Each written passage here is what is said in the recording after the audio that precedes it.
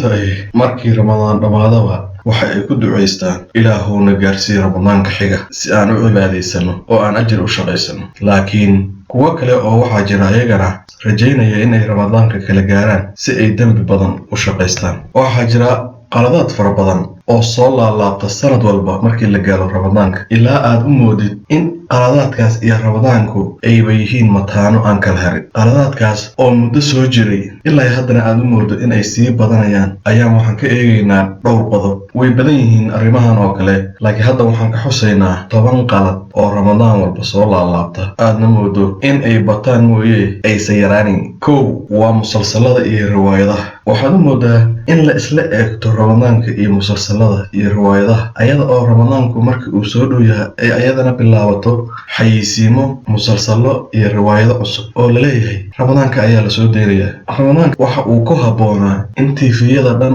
la iska jaro si loo cibaadaysto, laakiin waxaad moodaa inay TV-yada xiise cusub yeelanayaan xilliga Ramadaanka ayagoo la soo daayo filimaan iyo riwaayado aan sanadka intiisa kale la soo dayin. Labo, tartamada iyo ciyaaraha. Ramadaan kasta waxaa lagu soo aadiyaa ciyaaro iyo tartamo sida koobka Ramadaanka oo kale, kedisyada, tartamada degmooyinka iyo gobolada oo waliba la soo daayo tusaale ahaan habeenkii waqtigii dadku ay taraawiixda tukanayeen. Saddex, khilaafaadka diiniga ah. Ramadaan kasta waxaa soo laalaabta su'aalo si kasta oo looga jawaabay Ramadaankii hore iyo kii ka sii horeeyay iyo 20 sano ugu dambeysay iyo 100 sano ugu dambeysay, si kasta oo looga jawaabo aysan dadku ku qancin oo isla ayaga ay soo laabanayaan haddana Ramadaan kasta cusub. Waxaa kamid ah in la isku khilaafo dhalashada, xilliga dhalashada bisha, wadankee lala soomayaa, kuwee saxan mase kuwee qaldan, kuwa maalin hebel soomay iyo kuwa maalin hebel soomay, annaga idinka saxan adinka naga qaldan, waa hebel soonka ma jabiyaan, sheekh hebel waa jabiyaan uu yiri,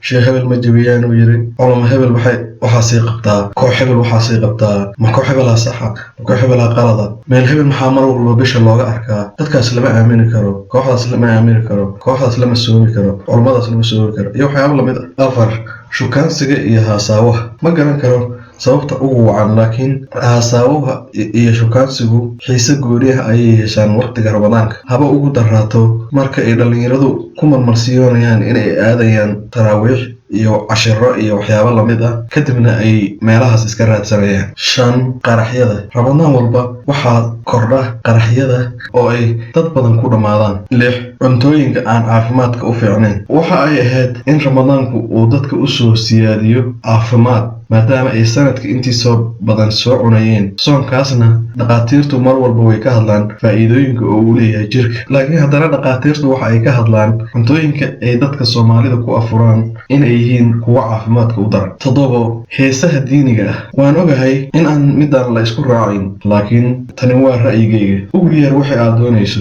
nashiido, qasiido, nabi amaan, marxab wadac, laakiin xaqiiqdu waxa ay tahay in ay isugu imaanayaan oo ay ku abtirsadaan hees. 8, cuntooyinka oo guriga la soo dhoobto. Ramadaanka macnihiisu ma ahayn in maalintii cuntada laga soomo, habeenkiina la soo gudo oo la soo aaro. Ramadaanka ujeedadiisa alla weydiiyay culimada waa ay ka ballaaran tahay intaas. Dadka badankiis markii la yiraahdo Ramadaankii ayaa yimid, waxay bilaabayaan in ay cuntooyin badan kaydsadaan, cuntooyin kala nooca soo adeegtaan, sida in la yiri cunto dambe lama arkayo ama waxa magaalada yaal oo dhan waa in la cunaa. Waxaana laga yaabaa arrintaasi in ay sababtay qodobka xiga ee soo socda ee 9, maciishada oo qaaliyowda. Ramadaan walba waa wax la iska ogyahay in ay maciishadu aad u kacdo iyo qutul daruurigu, taas oo dhib badan u keenta dadka danyarta ah. Laakiin arrintaas waxa sababay ayaa la dhihi karaa inuu yahay qodobkii aan soo dhaafnay, ama waa dhici kartaa inay tahay qodob aanan ka hadlin oo ah guri weyninka iyo naxariis darrada ganacsatada qaar. 10, xafladaha dhaqan xumada wata. Ciid walba waxaa meel kasta Soomaalidu ay ka dhigaan xaflado iyo munaasabado inta badan